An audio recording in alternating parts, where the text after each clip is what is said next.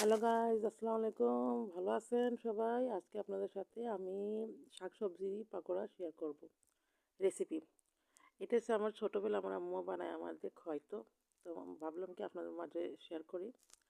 তো প্রথম আমি সব শাকসবজিগুলোটা নিয়ে একটা পাত্র পানি দিয়ে ধুয়ে নিয়েছি ভালো করে। দেখুন, আমি আবার একটু একলা একলা ভিডিও করছি তো একটু কষ্ট হয়েছে। এই যে সব কিছু আমি কুচি কুচি করে নিয়েছি, পেঁয়াজ, মরিচ, আলু, সবজি, শাকগুলা।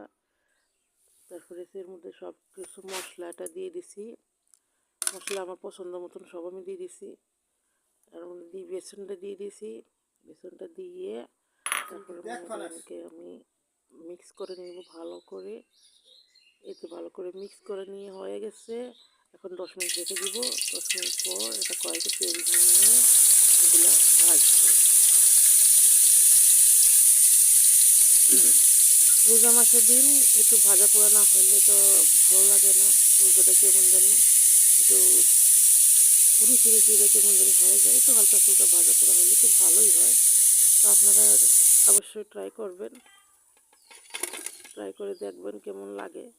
আমি প্রথমবার আপনাদের মধ্যে একটা রেসিপি শেয়ার করতেছি রোজা মাসের দিন, তো ভাবলাম আপনাদের লগে যেই দেখেন আমি সব করে ভাজে নিয়েছি পাকোড়াগুলা। পাকোড়া পাকোড়া এদেরকে পাকোড়া বলা হয়।